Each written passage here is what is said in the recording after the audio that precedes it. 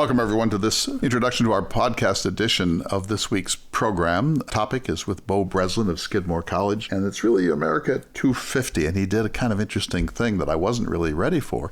He reversed the lens, and I was going to ask him questions about how he would set up courses at Skidmore about the 250th birthday, what texts he would use, what topics have to be part of this. One of the questions I've been asking is this, fill in the blank. You can't understand America unless you understand X. And what is that X? The X might be race. That's certainly, at the moment, one that would be at the top of most people's minds. You can't understand America unless you understand X.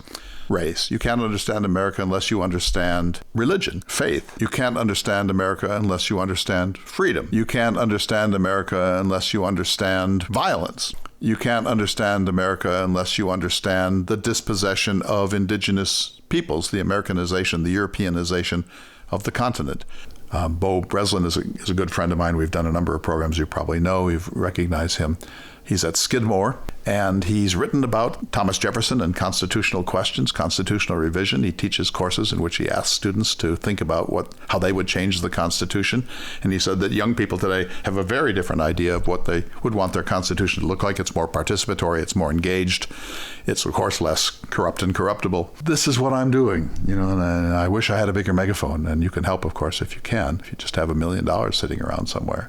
I'm going to give the next 10 years of my life to this question of where are we? How do we get here? How can we be more? How can everyone in America feel that this country works for them? I mean, imagine that. Is that so wild a dream? Is that so wild a thing to want, that every American would feel that this country works for them? That they're not in some ways subjected or subordinate or discriminated against or marginalized or locked into poverty or whatever situation they're in. It's not just about government. Henry David Thoreau would say the best way to start is to pull up a metaphoric mirror and take a long look at your habits, lack of discipline, how much of your life is random or haphazard or just sort of unfolding. How deliberately are we living? So I don't believe that the answer is to have better leaders, although I think we certainly need better leaders. The answer is to find out who each of us is and what we want, and then to ask ourselves how we can share the country with people who don't want the same things, and how we can come to a new working consensus about America, and how America can regain a sense of confidence. That's my program. It'd be easier just to talk about Jefferson, because that's historical material that is verifiable. There are documents. But America is such a vast subject. The word America is one of the most magical words in the world. The whole world gets that America is magic. But the whole world is pretty disillusioned with the America that we see today. And I don't like that. I want us to be that shining nation, not perfect, but perfecting itself, working towards greater equality, greater respect, greater diversity, greater dignity, greater belief that other people are not the enemy. How do we get there? So Beau Breslin was fun. He sort of surprised me by turning the tables. I hope that you enjoyed this. And let's go to the program for now.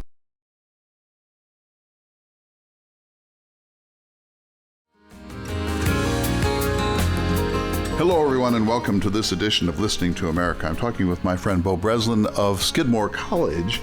The subject is America at 250, and if you've been following along on Facebook or ltamerica.org, you know that I'm traveling the country trying to see what I can see and listen to voices and go to historic sites and museums and halls of fame and ball games and places that Jefferson found important, places that Theodore Roosevelt found important, and much else. The whole purpose of that is to try to prepare to make sense of this extraordinary experiment as we reach our 250th birthday on the 4th of July, 2026. And I've asked a number of historians, including Beau, to help me think about this. So first of all, Beau, welcome back. Thanks, Clay, for having me. You're sitting in your office today? I am, at Skidmore College, yep. I have the advantage, of course, of seeing you on Zoom technology. Our listeners can only imagine. You're 6'7". Your modeling career is now over. You were a semi-professional baseball, all of that. But you're a professor of political science at Skidmore. I am, and I've been here for 25 years. Wow, a quarter of a century, 1/10 of the American experiment. So if you were teaching a course on America 250 in the next couple of years, just start by telling me how you would try to figure out how to organize it and what to explore. That's a great question. Clay, as you know, I'm a historian / political scientist that's interested primarily in the founding. I think what happened in the founding generation has affected the way in which this country has been shaped, the narrative of America since then. So my instinct would be to take the various eras of American history and sort of think about the development of the story of of the U.S. up to 250. But that would be, I think, in some ways, a fairly standard, conventional, and maybe even boring approach. So I've been actually thinking about it. You and I have had an email conversation about this, but I've actually been thinking about crafting a class in which we follow either Steinbeck and Travels with Charley, like you're doing, or the Lewis and Clark adventure, and the students go with us on a section of the Lewis and Clark adventure. And so it becomes a microcosm of America,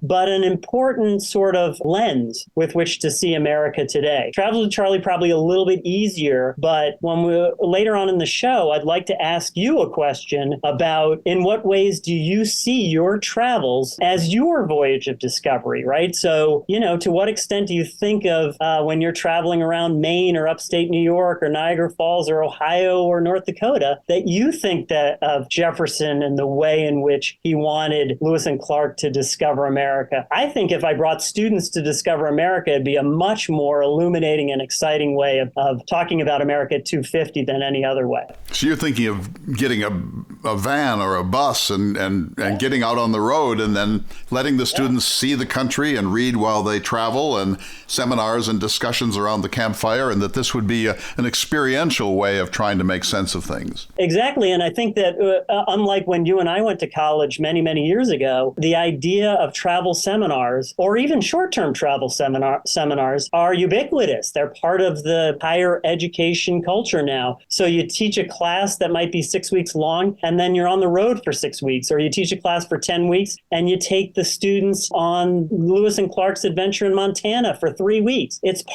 this experiential learning that I think would be much better than the conventional way that probably you and I learned about American history at 200 or 175. Absolutely, Beau. It reminds me a little bit of Douglas Brinkley, who took his students on the Magic Bus. He was following Ken Kesey and also had some Theodore Roosevelt involved in this and other figures. But he took students on this adventure, and they had difficulties, broke down in different places and so on. But it was an unforgettable experience both for Professor Brinkley and for the students that were involved. So I certainly endorse that idea. Logistically, these days, that's not an easy college course to create, but still, it would be ideal, especially in a kind of integrated studies program where it would not just be history, it would be politics, it would be environmentalism, it would be conservation, geography, etc. I wish everyone in the country who has students had this opportunity now. It would be great if the National Endowment for the Humanities made grants available to anybody who wanted to do this, and then had a reporting mechanism so that what people perceived, what they sensed about this country would then find some sort of a public forum. That's right. And it turns out it's not quite as hard. It can be expensive. That's the one thing, because, a class is a class. You pay tuition. But when you're flying the kids to Montana to do canoeing and so on, as Lewis and Clark did, it starts to get expensive. But if you can get over that, and Skidmore is great, because when we do some of these short-term study abroad programs, the financial aid carries with the student. So the college will pay for the student to go out and do these experiential classes. And America is so fruitful for this kind of learning, right? Interdisciplinary learning, environmental studies, sociology, history, political science, even biology and so on, evolutionary biology. These are all ripe subject matter to teach a class like I'm thinking about. Well, when you get out to the Great Plains, I'll take your students to Sitting Bull's cabin site down on the Grand River on the North Dakota-South Dakota border. I'll take you to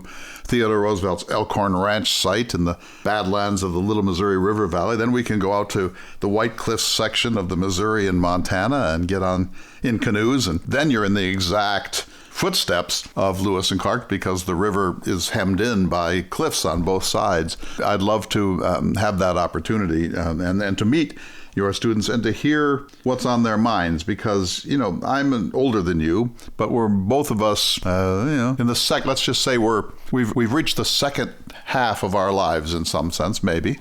In some sense, it's their country now, right? And I notice I don't have a lot of contact with people in their 20s now in an academic sense, but they see the world quite differently from the way you and I were brought up. That's right.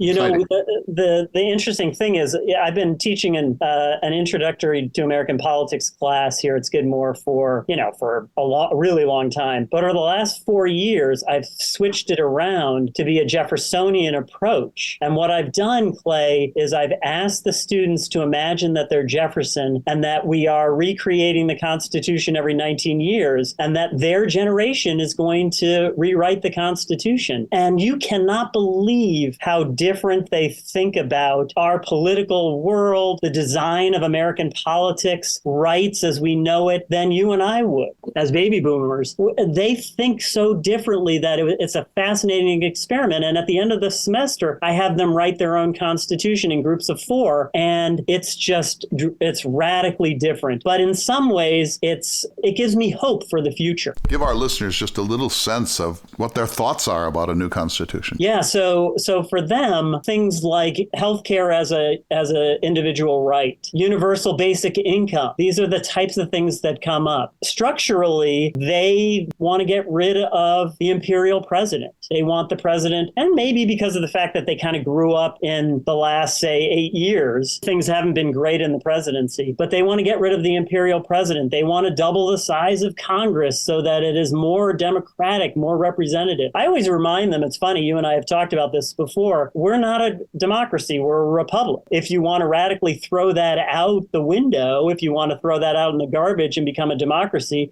it's a totally different thing, right? It's the Greek city-state or the New England town hall meeting as opposed to Washington, D.C. That said, they want more tangible connection to politics, sort of an anti-federalist, I'll finish here, sort of an anti-federalist approach where the anti-federalists thought the states would represent their interests better.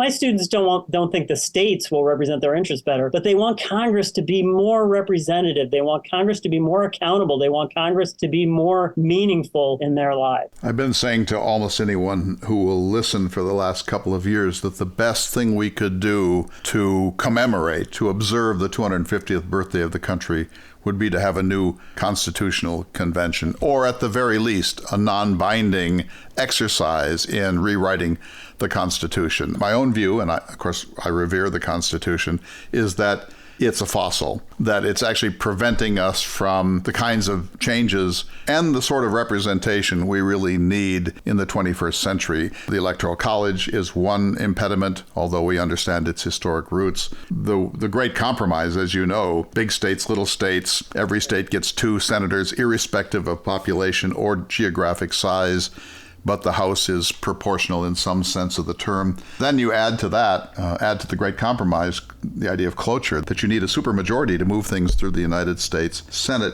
The Founding Fathers did not intend that. They intended majoritarianism in both houses, except for certain things like impeachment or foreign treaties and so on. The question, of course, is, can we get there from here, right? So one of Jefferson's greatest insights was that systems don't reform themselves from within. It takes an outside lever, and that's why he proposed to James Madison that we tear up the Constitution once per generation and start fresh, because you're not going to get an end to the Great Compromise from within the system. It has to come like a meteor from the outside. And so if you don't mandate constitutional revision, you're probably not going to get it. And as you know, the amendment procedure is so difficult that it's impossible to imagine that any amendment could now be ratified in the United States. So, the thing about Jefferson is that he's a radical, But he's right. And here we are stuck. We are clearly paralyzed, not just because of the vicious politics of our time, but we're paralyzed because of the structure of the United States Constitution that maybe was useful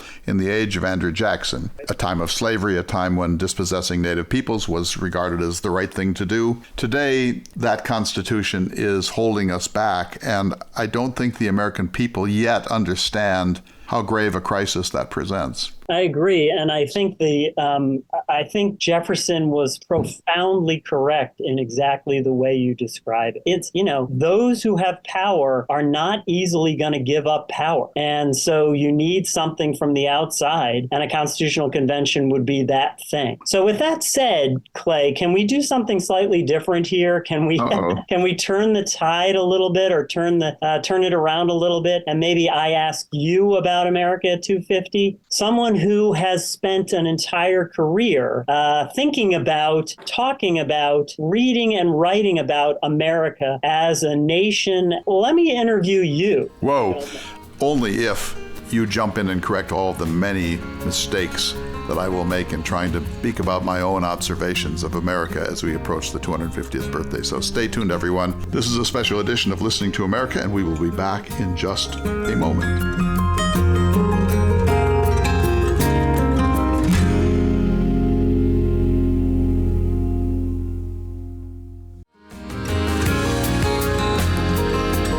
Welcome back to Listening to America. Beau Breslin at Skidmore, my dear friend. I've been saying in the podcast introduction to these programs that the pandemic was a real disruption, but it also created enormous new opportunities. The pandemic forced us to hunker down in our sheltered places, and suddenly Zoom technology and Riverside and all the others became a household technology that knits us together in ways that you couldn't have expected. And if I had said to you, Beau, I'd like to have this conversation with you on a Tuesday in June, you need to get yourself to such and such a studio, I'll rent it. You probably would have said, I'm just too busy.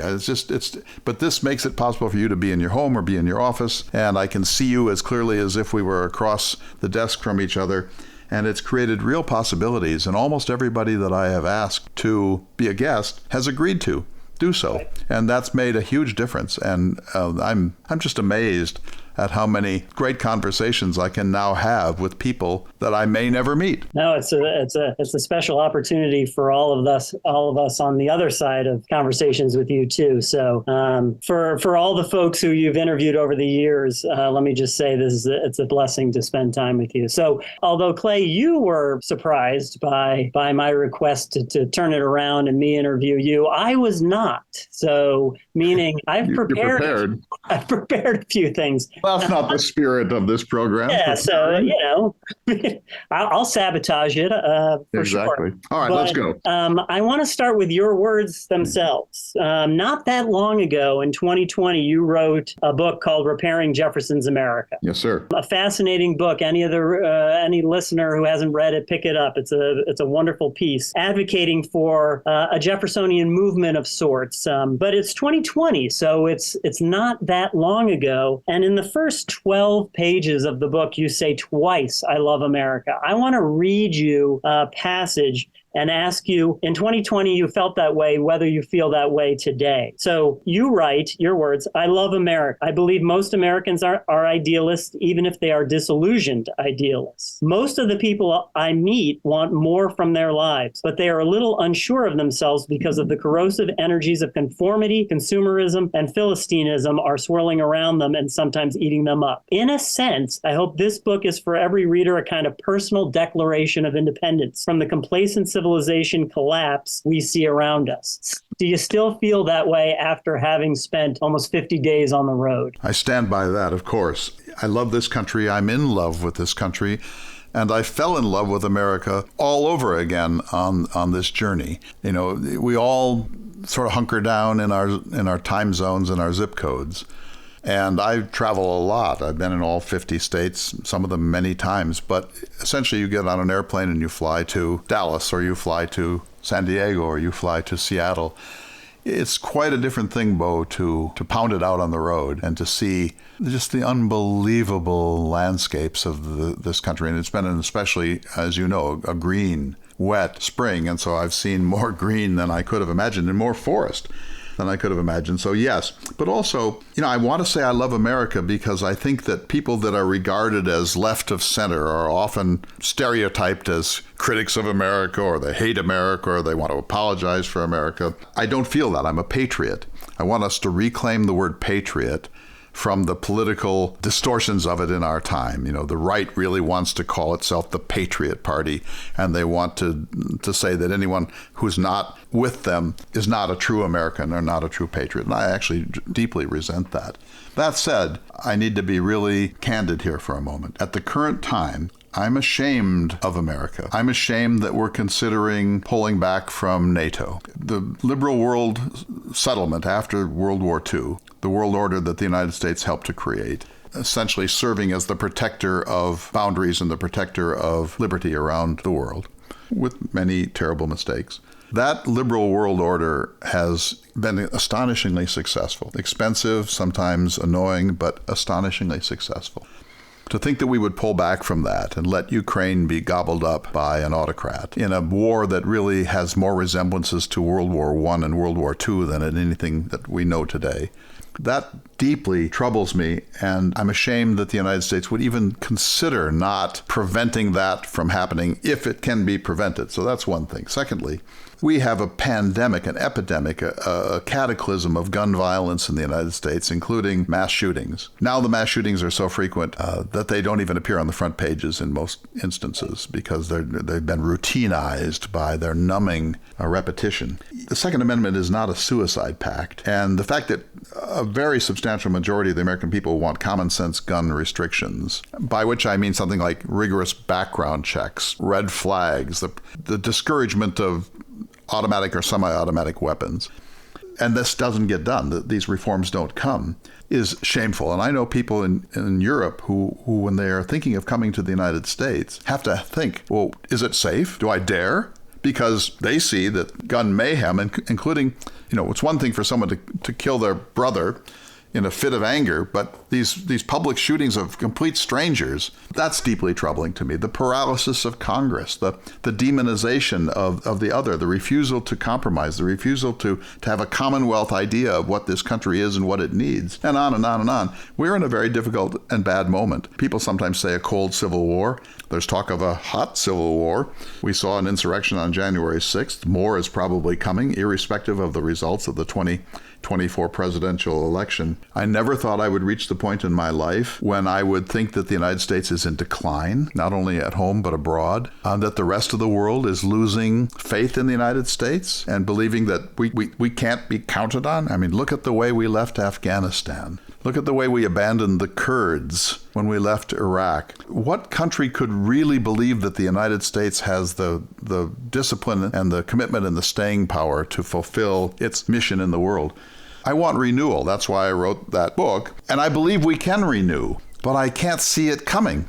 I don't see the mechanism by which we turn this around. And so I don't want to feel this way, of course. I never thought that towards the end of my life, I'm in the 7th inning certainly, that I would be disillusioned about the country that I think is the world's exemplar of best practices. And I don't think we are anymore. And I want us to realize this. And then I want us to discipline ourselves and recommit ourselves to the ideals of America. And I don't know that it's coming. How do you feel? Yeah, so history in and of itself has many lessons for us to learn, right? I recently wrote in an op-ed piece that what troubles me is the fact that we have selective memory about the types of things you're talking about. Let's just take Ukraine as an example, right? In some ways, we would not have won the Revolutionary War without the help of France, right? They committed to supporting our need for independence. How is that any different than what Putin is trying to do in Ukraine? We got help from France. How about we give help to Ukraine in the same way? It's the same sort of thing.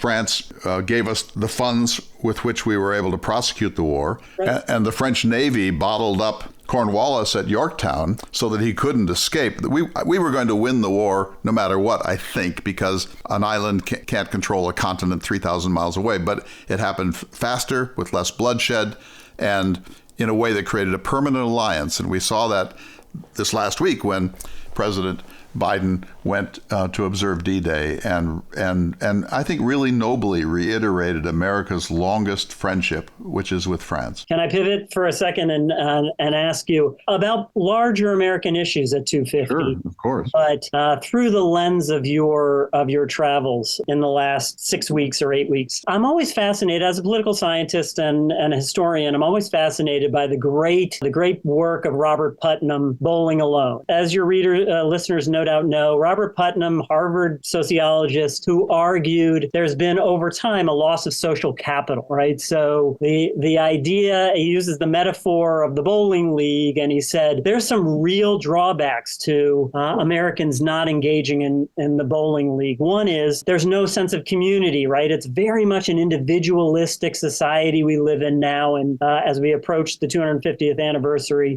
we are living in an individualistic, sort of isolated, leave me alone society. And he said that's problematic. Putnam said that's problematic, of course, because not only do you lose the skills about how to live communally and collectively, but you also lose exposure to the person who's different, the other, right? For me, it's as a privileged white male, I don't get to bowl with my South Asian friend who sees the world differently than I do, right? So Putnam lamented that. For you, you are engaging in, as you travel across the country, you are engaging in an exercise of community building, right? You're trying to figure out what it means to be American in 2024 as you get close to the 250th anniversary. But you're doing it independently and individually and isolatedly, right? I think you recently wrote that you are not lonely, but just the same, it's a lonely enterprise to be out there on your own. Can you reflect on what it means, the notion of individualism in the 250th anniversary of our birth, and what it means for the country moving forward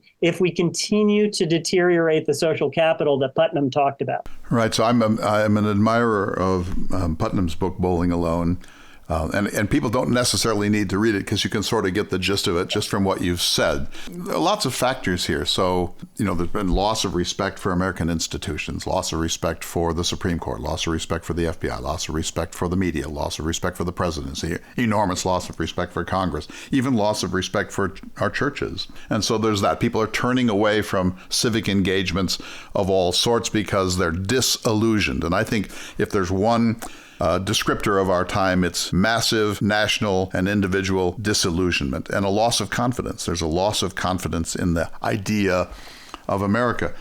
But look what we're doing. The gerrymandering, we're still permitting, creates safe districts. And so the representatives don't have to reach beyond their own ideology. If they do, in fact, they'll be punished under our system of being primaried from the left or being primaried from the right. So gerrymandering is one issue, and it's a solvable one. There are computer algorithms that could fix that in a hurry if we really wanted it. People also, I've been alarmed, people are moving to their preferred political zip codes. So people from California are moving to Texas, and disaffected Texans are moving to New Mexico. And there's a migration going on where people want to live with their own tribe and not with anyone who annoys them. If you add to that the home theaters, when I was growing up, and I don't want to date myself too much, but there were 2 television channels, or up to 3 maybe, and they were grainy and you could barely, it was ghostly, and you're always banging around on the top of the TV and trying to put tinfoil on the antenna.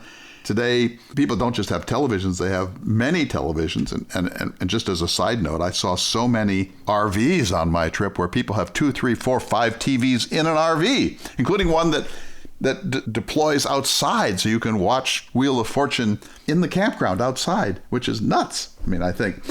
So you never have to leave home anymore. So people don't go to the theater and they don't go to concerts the way they used to.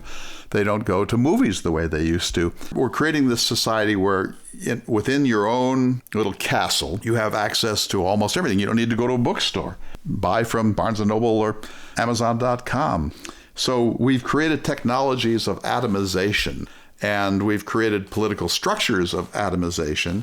And then we have a media, I'm just thinking sort of a Fox on one side and MSNBC on the other, that make no effort to incorporate views not their own. That's only going to exacerbate this problem. And so how do you fix it? It's not clear how you fix it because, when I was growing up, television was on from 6 a.m. until 9 p.m. And then you got a test pattern and your parents said, go out and play, and you did. You played softball or baseball on a sand lot, and you rode your bikes around or did what people do. And adults used to be in bowling leagues and softball leagues, and they are to a considerable extent, but it's less than ever. And this can't be good. This can't be good. On my trip, I saw men golfing alone. I'm sure people were bowling alone. There's just a sense in which we have kind of cocooned ourselves within a very safe little environment. And we don't really want our predilections or our opinions or our lifestyle to be challenged in any way. Again, these are trends that are beyond politics. These are really interesting technological and social dynamics that it's easier to observe than to find an answer to. But the only way this works, I'll go back to Jefferson. For Jefferson, the only way this works is if you and I disagree and say, I want Chinese food tonight and you want Korean. I say, well, okay, how about if we do Korean tonight and then next week we'll do Chinese? But if you say, I'm only doing Korean and you're a bad person because you want Chinese, that loss of the spirit of accommodation, that you don't always get what you want, that compromise is essential. There's no perfect bill in Congress. There's no perfect decision by the Supreme Court. We have to come to terms with the fact that living in a collective, living as a community means that there's give and take, and you have to not only accept the fact that you don't always get your way, but you have to really prize that as part of the essential mix of what it means to live in a society. And I think Americans are now pretty fed up with living in society, and they really just want to entertain themselves at home. And the loss of dialogue, the loss of conversation. And I'm not, Clay, I'm not just talking about conversation across the ideological spectrum, but I'll use a personal anecdote, right? My father passed away, less than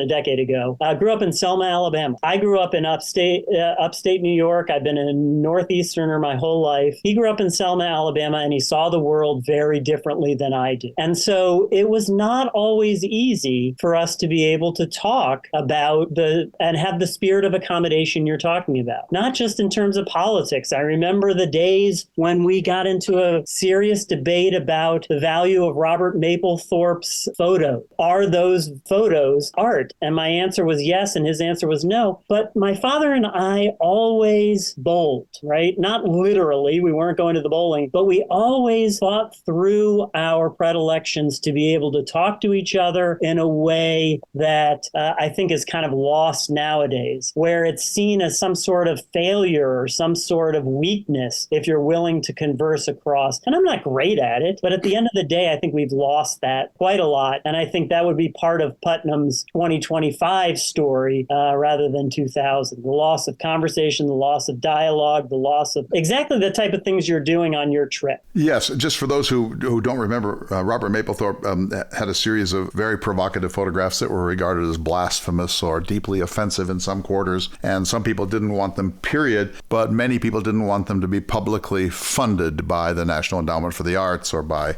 museums that get federal funding. And this was one of the culture war flashpoints about 30 years ago. I remember those debates. We know that art is transgressive, as is comedy, and that these are important elements of it. The old cliche that at the end of the day, Tip O'Neill and somebody on the other side would have been fighting all day on the floor of Congress, and then they go out for drinks, and they were pals. I think we hear that cliche more often probably than is really useful. But I do think the fact that most people in Congress are there for really 2.25 days. They come in on Monday. They spend Tuesday and Wednesday. By Thursday afternoon, they're rushing to the airport so they can go home and raise money. They don't live in Washington anymore, not even during the week, really. And so I think that this is a significant problem. I also want to say that I think that the death of the fairness doctrine on television is a serious thing. This ended during the Reagan administration, but before that, because the airwaves were regarded as public commons, there was a fairness doctrine. And so if you had Newt Gingrich on, then you had to have Nancy Pelosi on too. You had to give something like equal time. If that were the case, if there were that code for CNN and MSNBC and Newsmax and News Nation and Fox, we'd have a very different kind of country. And so we have to take a break. But here's what I'm concerned about, Beau, is that, yes, we agree. You and I agree. I think most listeners will agree, generally speaking, with what we're saying. Now what? you turn this Titanic around as it, to mix metaphors, as it approaches the cliff? How do we restore? Of course, my book is about that. I regard Jefferson as the answer, but I don't see a movement. I don't see a burbling up from the people of a desire to reinvigorate American ideals. We need to take a break. When we come back, I hope you'll have the answer to that. I'll give you a full minute to devise the solution to all of our problems. This is Beau Breslin, and we will continue this conversation in just a moment. Stay tuned.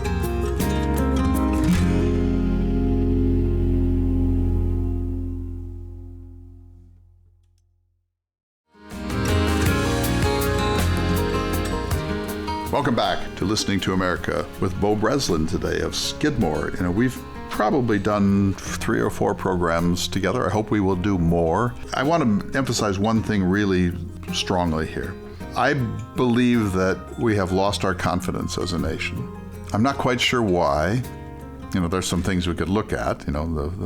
We went into Iraq on false premises, and it turned out to be a debacle. We left Afghanistan in a way that's absolutely reminiscent of Saigon 1975. We had the crash of 2008, and the people on Wall Street were rewarded, and millions of Americans lost their pensions, and there was no accountability for the people that really turned us into the ditch. We've racked up $1 gazillion worth of national debt, and both parties say they're going to address it, particularly the Republicans, but it never really gets done.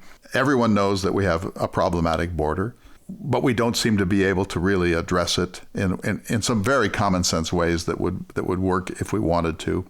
We don't really have evidence-based national debates. If there were a little collar, like a dog collar that you wore, and every time you told a deliberate untruth, you got a little shock. There would be a lot of shocks, because there's a lot of just absolute pointless, baseless, demagogic talking point rhetoric in the country, and people who know better say really not only irresponsible things, but now dangerous things about this great nation. And so I want a renaissance, Beau. I want us to recover. And I'm writing an essay.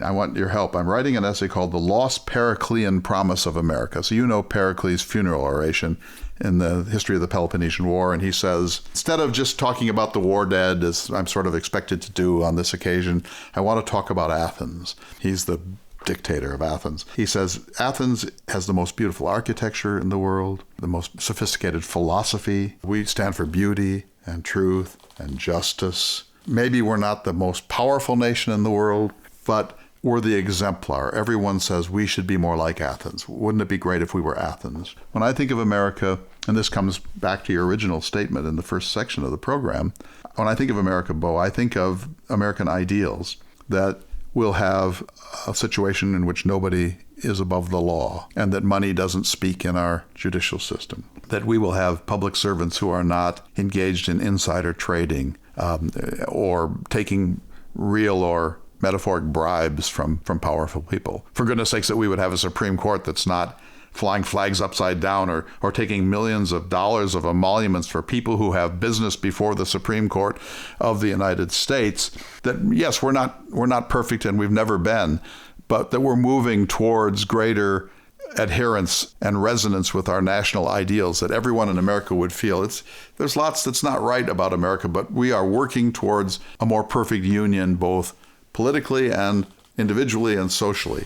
That was my idea of America. Is that so crazy? It's not. It's not so crazy. And I think that, it's what's going to be ironic about this conversation, Clay, is that I'm a political scientist. So my instinct is always to think about America through politics or through the political prism, and in particular, the Constitution. I've been on your show in the past where we have talked about, including this one, we've talked about constitutional reform. I actually think that constitutional reform would make a difference, term limits for Congress members and so on, right?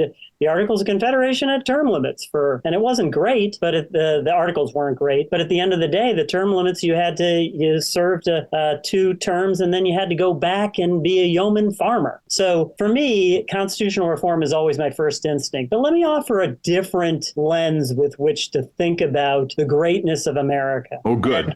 So in your books, including the Jefferson book I mentioned, you you call yourself an optimist. I too am an optimist. And nothing's going to be linear. It's not going to be, we're not going to take 3 steps forward and then 3 more steps forward. It's going to be 3 steps forward and 2 back. But the environmental movement, the changes in our lifetime when it comes to the way in which we think about and preserve the environment is a model for which we might have a renaissance in the United States. No, not everybody thinks there's a climate crisis out there, and that's something that is an existential crisis for us. But at the end of the day, the ways in which we're taking 3 steps forward with various technologies, green technologies and so on, and then we take a step back is still something to admire. So I actually think there's some optimism if we think about moving forward towards a more perfect union, if we think about some of the movements in our lifetime that have been successful. And do we have a long way to go? Yes, we do in the environment. But I actually think that movement has been successful in our lifetime, and it keeps moving forward. So I'm optimistic that there are ways in which we can improve America. We can become the more perfect union. We can be more free, more equal, and so on. I'm thinking that we're getting fairly close to what I call the bottoming out of America, right? And I think that the bottoming out of America is going to result in us sort of throwing up our hands and figuring out ways to do it. I'll cite one of the things that you keep mentioning in your travels. The people you talk to are tired, right? They're frustrated, they're angry, but they're mostly tired about the current state of the American ideal. If as many people are tired as I think they are, and you are encountering, we will have a moment where we turn the tide and start heading forward. My hope would be that the 250th birthday of the United States would reinforce the ideals of America. It may be the 250th anniversary of the Constitution. Ultimately, I think between sometime in the next generation, we're going to have that resurrection, that renaissance, and I'm hopeful it's going to happen sooner rather than later. I certainly hope you're right. I've dedicated this portion of my life to this very question, which is, how did we get here? Why are we disillusioned and jaded? Is there a path out? What would that look like? And what would it take? And I agree with you, it's going to have to be a people's movement, but the people are going to have to, A, wake up, and B, stand up, because it's easy to sit and wring your hands. It's much harder to figure out where, along the lines of Archimedes, where do I put the lever to really affect change? I wish I had a bigger megaphone, and I know that I'm just one person and a highly imperfect one at that, but I'm dedicating this decade of my life to the idea of a new constitutional convention or its sort of metaphoric equivalent, a national conversation about this, and to American renewal. And so we'll see, right? I mean, obviously I don't have a power base, but I hope that other people like me, as they think about the 250th birthday of the country, think, wow, we should feel better about ourselves. We should be feeling better about ourselves right now. And so I don't know how that happens. And I don't expect that we'll take 3 steps forward and then another 3 steps forward. I'm okay with 3 steps forward and 1 step back. And I think the reaction that's going on now, Beau, is partly because there's been so much breathtaking change over the last 20 years that people don't know how to process it. And so you remember when both Joe Biden and Barack Obama said they weren't ready for the idea of same-sex marriage. Suddenly, that door swings open, and that's amazing. I mean, shocking change in a very small amount of time. The transgender revolution that's going on, I think a lot of people are very uneasy about it. I'm uneasy with some parts of it. I think everyone is.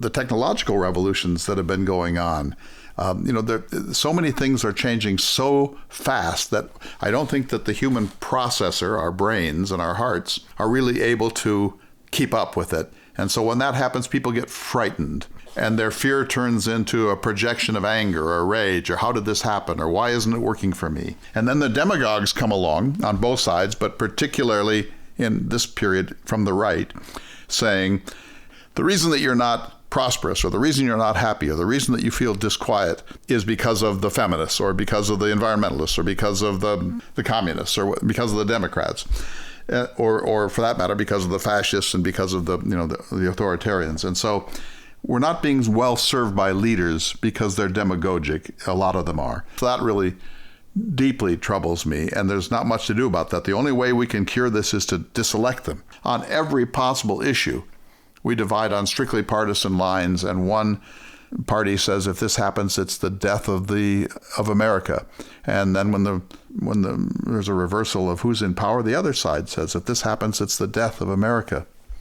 Yeah, I think the spirit of accommodation, as you talked about a few minutes ago, is completely lost. And what I go to, Clay, it's complex stuff, right? There's all sorts of the fabric, these threads are all woven in and out. But I go to leadership, and so I ask myself, who is the Teddy Roosevelt of this generation, right? Who is the FDR who's like, on the one hand, demagogic, on the other hand, visionary in a way that is not small politics, right? Let's get out of the Great Depression through policy and implement it. Like it was visionary. And FDR and the Roosevelts have their own faults, and you know this way better than I do. But at the end of the day, you need that leadership. You need that vision. You need that people coming behind you and willing to get behind you. And I don't mean to put too much responsibility on leaders, because you're right. I think lots of this will have to be grassroots movements. But as long as, for example, the political parties are run by organizations and money, then they're going to follow the dollars in a way that makes it hard for you and me to vote them out of office. And I've written lots of places in the Fulcrum and other places, elections matter, right? If you care about Sam Alito being on the Supreme Court, you don't like the Dobbs decision, and you don't like his wife putting flags up the flagpole, you got to vote presidents in and out of office. Elections matter. And I think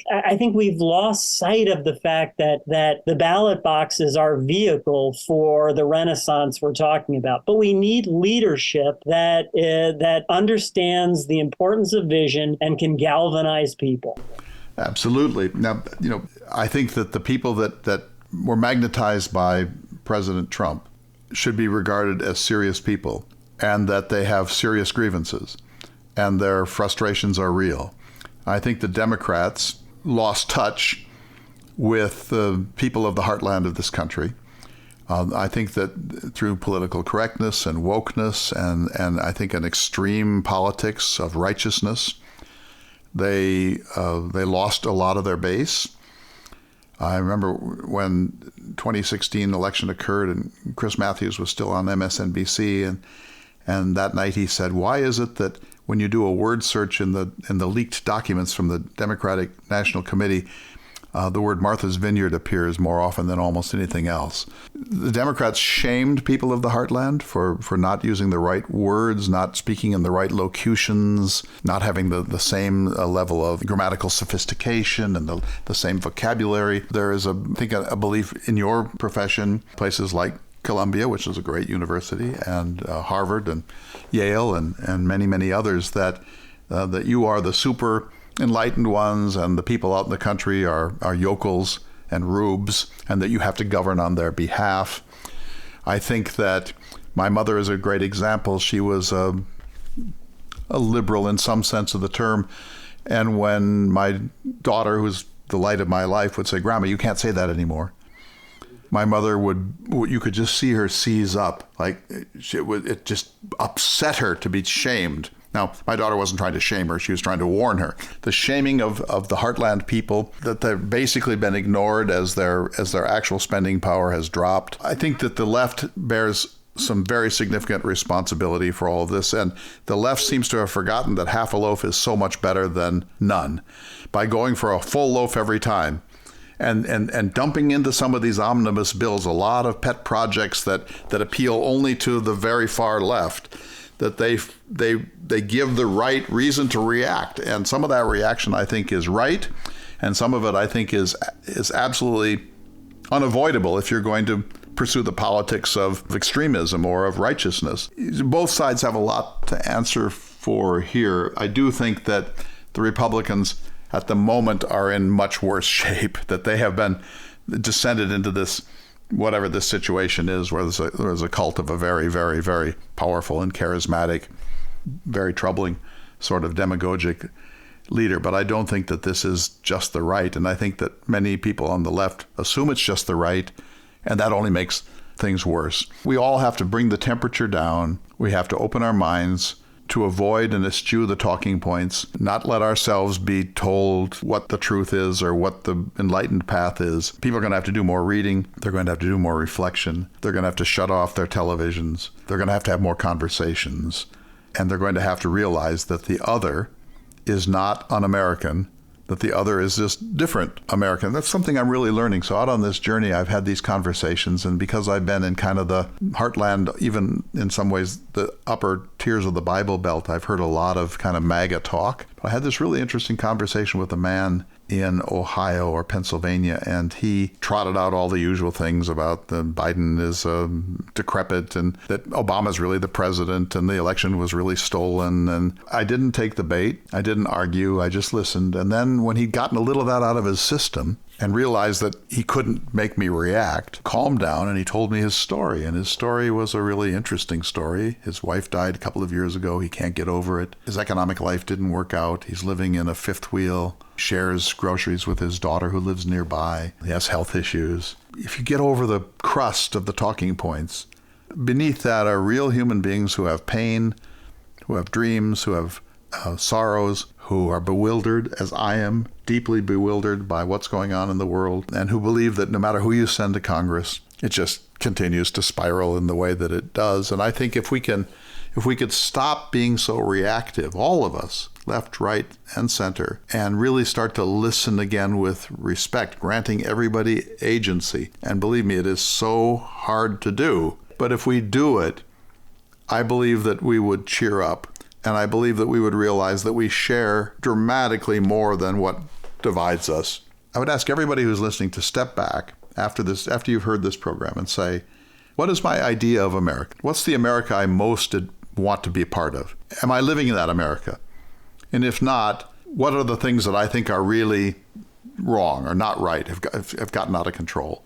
And what would I do if I were in charge of the universe to restore America, keeping in mind that it has to work for all 340 million people, not just for people of my own stamp or my own outlook? And what, more importantly, perhaps, what can I do myself to be a better American citizen? And I'm not going to quote John Kennedy here, ask not what your country can do for you. That horse left the barn.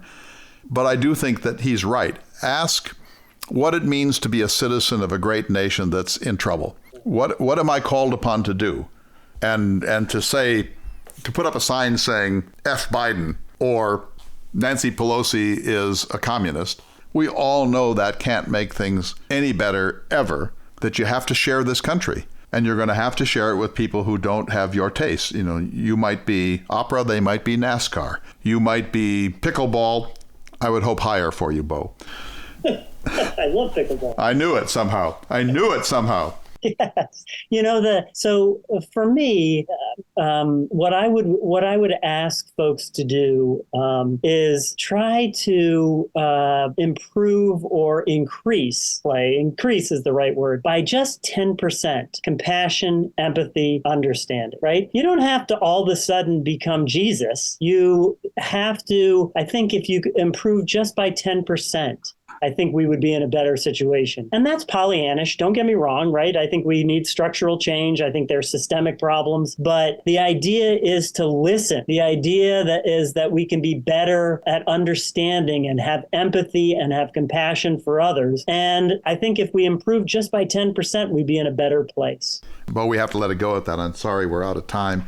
That'll teach you to switch the roles here. I hope do it again. We will do it again.